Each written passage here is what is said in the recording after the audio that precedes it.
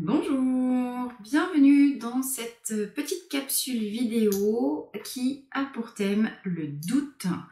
Quelle puissance en tirer? On sort du confinement, on vient de vivre des événements qui sont quand même un petit peu particuliers, hein, ça personne ne peut revenir là-dessus. Et je pense que pour une bonne partie d'entre vous, vous êtes confondus ou confrontés à la question du doute, d'accord? Le doute, qu'est-ce que c'est? Le doute, c'est être mis en difficulté par rapport à une situation vis-à-vis de laquelle on n'a pas encore tous les tenants et les aboutissants.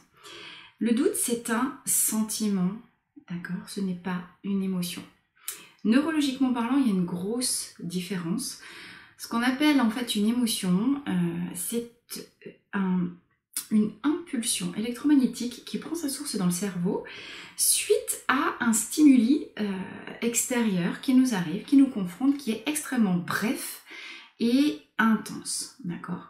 Donc en termes d'émotion, ce qui suscite le doute, ce serait plutôt quelque chose comme la surprise. Oh, il se passe un truc inattendu qui nous surprend, d'accord? Et qui ensuite, une fois que l'émotion elle est très très rapide, elle dure 1 à 2 secondes, peut-être des fois moins, et ensuite elle passe à un autre niveau du cerveau qui est effectivement le mental en lien avec l'ego qui est censé nous protéger.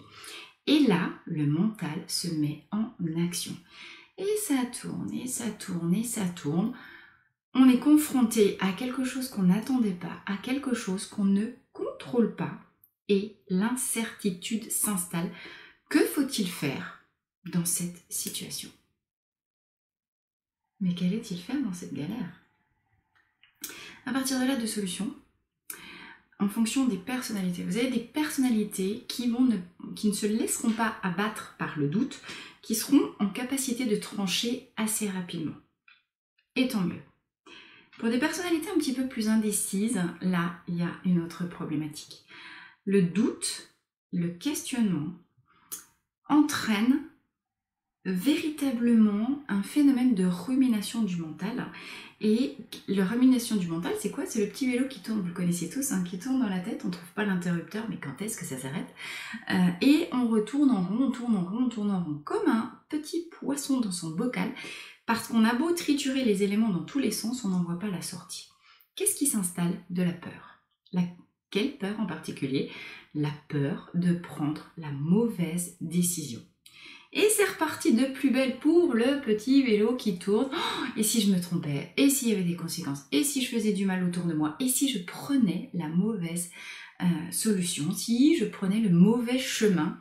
Oh mon Dieu, oh mon Dieu, oh mon Dieu, je ne veux pas me tromper. Au secours, je ne décide pas. En même temps, décider, se positionner, c'est faire un choix. Ça veut dire que si je décide pour quelque chose, je renonce à quelque chose. Et là, s'installe la peur. Pas l'émotion, encore une fois. Quand on entend un bruit, un claquement, un coup de tonnerre, qui est une véritable émotion, faites bien la différence entre émotion, qui est de l'ordre du réflexe, et sentiment, qui est le réflexe émotionnel de base, est repris par le mental et est trituré par le mental. À partir de là, selon le choix que vous allez faire, selon le choix de comportement, selon le choix de mindset, vous avez 2 solutions. La spirale descendante infernale ou inverser la situation en cercle vertueux. Là est le potentiel de puissance dans lequel vous pourriez, si vous saviez comment faire peut-être, puiser pour aller chercher en fait une puissance d'action grâce en fait à la question à laquelle vous êtes confronté. La question du doute, c'est avoir une alternative. Ce qui empêche de se positionner, c'est qu'on a toujours peur. En fleur de bac, le doute entraîne, enfin en fleur de bac, en système neuro-émotionnel, mais c'est bien illustré par les fleurs de bac, le doute entraîne de la peur. Celle que je viens de vous énumérer, la peur de se tromper, la peur de faire du mal aux autres, la peur de faire un mauvais choix, etc. Et là, on commence, quand on se fait happer par la peur, à descendre dans cette spirale infernale. La peur engendre quoi? Du découragement. Et ça tourne de plus belle et ça tourne de plus belle. Quand on est dans du découragement, qu'est-ce qui se passe? En fait, on arrête de faire quoi que ce soit. Mais il n'y a absolument rien de constructif puisque par définition, on n'a pas l'impression de savoir où aller. Donc on peut commencer de faire une action, on revient en arrière, on va dans un autre sens. Et effectivement, tout cela n'est absolument pas constructif. Et qu'est-ce qui se passe? Du coup, un comportement possiblement un petit peu à la Don Quichotte. Tellement à l'intérieur, je me sens impuissant à agir de manière constructive. À l'extérieur de moi, je peux, dans certaines circonstances, mettre en pratique un comportement un petit peu compulsif qui consiste, vraiment comme Don Quichotte, à foncer tête baissée dans des moulins, c'est-à-dire à agir de manière un petit peu exagérée, de manière un petit peu hyperactive, toujours peut-être dans les mêmes comportements, mais en essayant de forcer les choses, alors que le doute, à la base, nous demande de nous arrêter pour réfléchir. Quand vous vous laissez toujours happer par vos habitudes et que lorsque vous sentez qu'en situation de doute, vous êtes dans la peur, arrêtez tout. Arrêtez tout, il n'en sortira absolument rien de bon. Pourquoi? Parce que c'est votre système archaïque et votre cerveau limbique qui ont pris la main sur votre comportement et qui vont vous maintenir dans ce qu'on appelle une répétition des schémas. La question, quand vous en êtes là, c'est comment j'inverse la tendance et je sors de ma peur pour aller chercher un cercle vertueux qui va m'amener à aller prendre plus de conscience, plus d'éveil, à monter d'un cran dans ma réflexion, c'est-à-dire agir avec d'autres éléments que ceux que j'ai l'habitude d'avoir et de prendre en compte. Qu'est-ce que c'est le courage?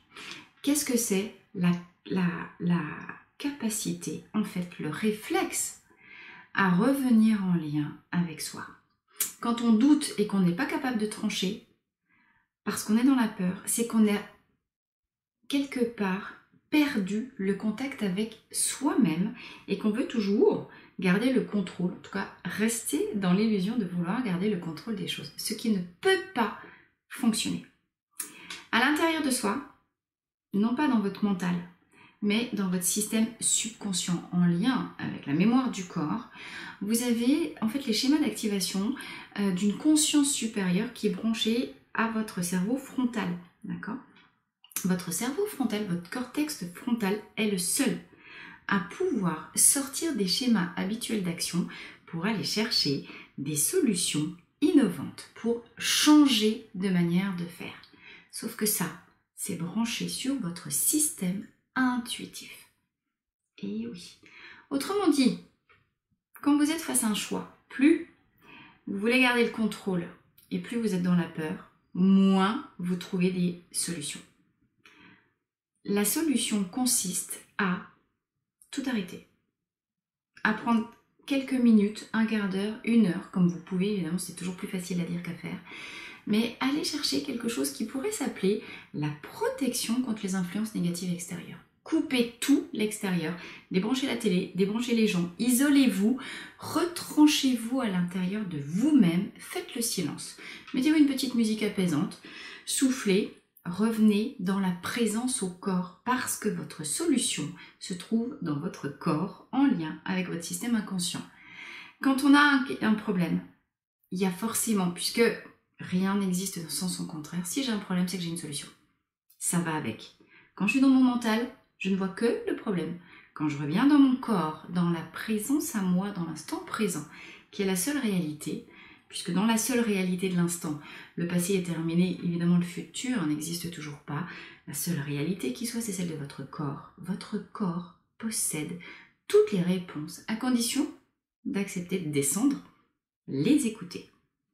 Isolez-vous, prenez 2-3 grandes respirations, mettez une petite musique de relaxation qu'on retrouve partout sur YouTube, faites le vide et alors que vous allez vous recentrer sur les ressentis corporels, posez votre question dans votre tête et laissez émerger les réponses.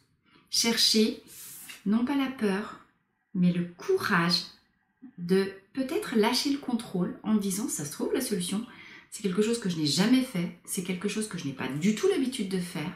Qu'est-ce qui se passerait si je lâchais le contrôle? Quelle magie pourrait émerger de ça? Comment Alors que je suis en lien avec mon corps et en lien avec mon système intuitif, la petite lumière se rallume dans l'obscurité et je trouve en moi l'optimisme nouveau, la capacité à rebondir et je me temporise, je cesse d'être un hyperactif qui cherche à forcer des choses et qui ne fait que les bloquer encore plus.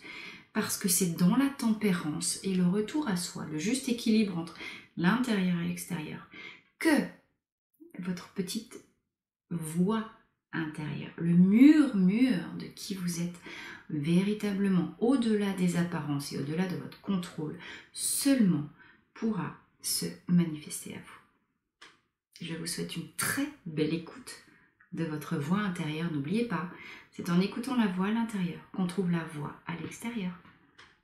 À très bientôt pour une prochaine vidéo.